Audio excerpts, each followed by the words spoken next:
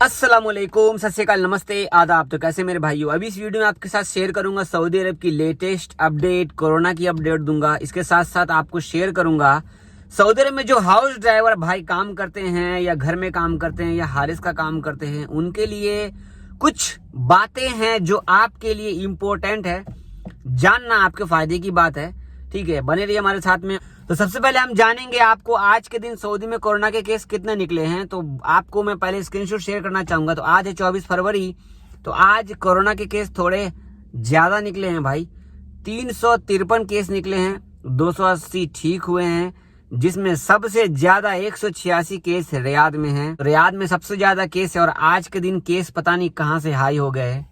कल तक तो ठीक था, 317, 315, 327, 322, 336 पे अटका हुआ था। आज अचानक से कहां से ये ज्यादा केस निकल गए हैं।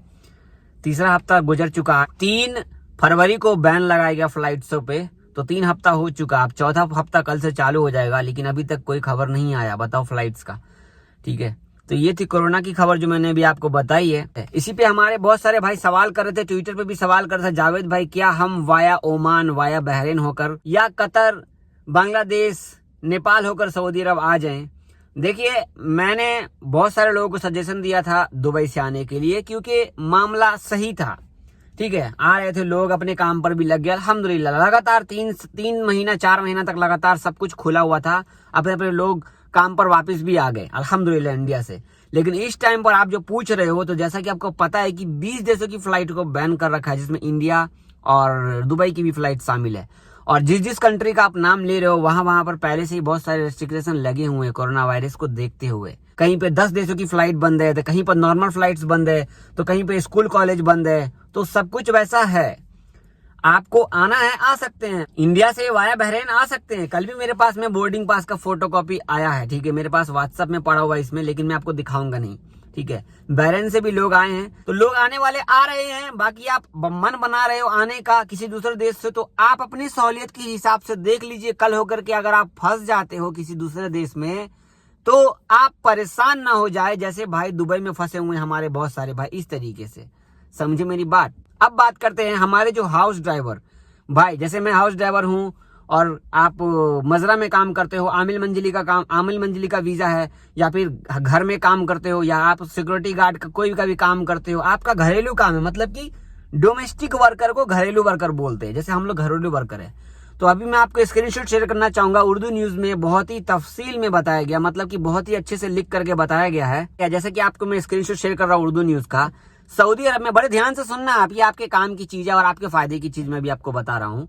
तो आप देख सकते हो, सऊदी अरब में बड़ी संख्या में घरेलू कर्मचारी, मतलब घरेलू कामगार हैं, जिनमें हाउस ड्राइवर हैं, चौकीदार हैं, किसान हैं। ठीक है, मजरा में जो काम करते हैं, रसोईया मतलब कि काम करने वाली हो गई है। तो यहाँ पर घरेलू वर्कर जो भी घरेलू काम करते हैं, उन सब के बारे में कहा गया। खास करके यहाँ पर तवज्जो दी गई है किस पर, लेकिन सबसे बड़ी संख्या पारिवारिक ड्राइवर और चौकीदार की है। ठीक है, पारिवारिक ड्राइवर मतलब हाउस ड्राइवर, चौकीदार मतलब कि मजरा में काम करते हैं, हारिस का काम करते हैं। ठीक है ना, ये लोग की ज्यादा संख्या है सऊदी अरब में।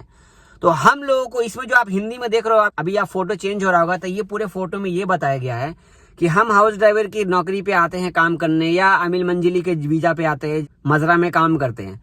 ठीक है, तो हम लोगों को क्या होता है कि सबसे ज्यादा तकलीफ होती है, हमें सैलरी टाइम पर नहीं मिलता है, हमारा इकामा सही से रिन्यू नहीं होता है, हमें छुट्टी नहीं मिलती है टाइम से, हमारा सैलरी नहीं बढ़ाया जाता है।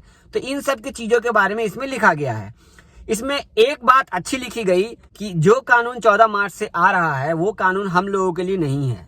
ठीक है, बशर्ते यहाँ पर आपको ये भी मालूम होगा कि कई सारे भाइयों को यहाँ पर बोनस मिलता है जब आपका 4 साल पूरा हो जाता है। तो यहाँ पर ये लिखा गया है कि आपका अगर 4 साल पूरा हो जाता है, तो आपको मैं ये वाला जो पॉइंट है, इसको मैं हाईलाइटेड करना चाहूंगा आपके सामने। देखिए, यदि देखिए लिखा हुआ, मान लीजिए कि आपका वेतन, मतलब कि आपकी सैलरी 1500 रियाल है। ठीक है, और उसे अन्य खर्चों को जोड़कर, मतलब कि आपको अगर और एक्स्ट्रा खर्चा वगैरह मिला करके देता है, जैसे मान लो खाने का पैसा देता है या कोई भी चीज देता है कफील आपको अपनी तरफ से, 1500 सैलरी के बाद और भी ऊपर तरफ से देता, तो आपको 2000 रियाल सैलरी मिल जाता है। ठीक है, तो वो लिखा हुआ भुगतान किया जाता है। तो 4 साल के बाद अगर आप घर जाते हो, तो कम से कम आपको एक सैलरी पूरी देनी चाहिए, मतलब कि कफील को बोला जा रहा है। जैसे हमारा 4 साल पूरा हो गया है और हम अब घर जाते हैं या एग्जिट जाते हैं तो हमें एक सैलरी स्पेशल बोनस के तौर पर देनी चाहिए, एक सैलरी। वैसे मैं आपको अपना एक्सपीरियंस शेयर करना चाहूंगा। मैं तमाम में 54 महीने काम किया लगातार और मुझे 4 साल की सैलरी का एक साल का जो बोनस होता है, मेरी सैलरी 1200 रियाल थी तो मुझे 4 साल में 1200 के हिसाब से 4800 रियाल सिर्फ बोनस मिला था। प्लस मैंने जो एक्स्ट्रा काम किया था उसका पैसा अलग से मिला था। कुल मिला के 4 साल में अच्छा खासा मुझे बोनस मिला था।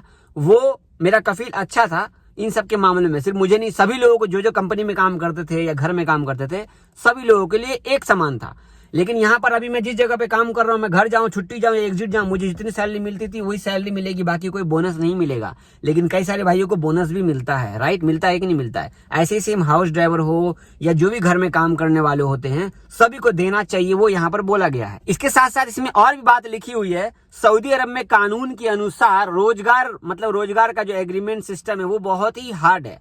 इसके साथ साथ अगर कोई भी मुश्किल आता है, मुझे कोई भी प्रॉब्लम होती है, परेशानी होती है, कोई भी आपको प्रॉब्लम है, परेशानी है या किसी चीज की जरूरत है, इमरजेंसी है, तो आपका जो कफील है आपको हेल्प करना चाहिए। ये सब जो मैं आपको बता रहा हूँ, ये जो आपको पता है, जो 14 मार्च का जो कानून आया है, उस कानून के तहत सब प्राइवेट सेक्टर वाले लोगों को फायदा है, घरेलू वाले लोगों को कोई फायदा नहीं, क्योंकि उनके लिए है ही नहीं।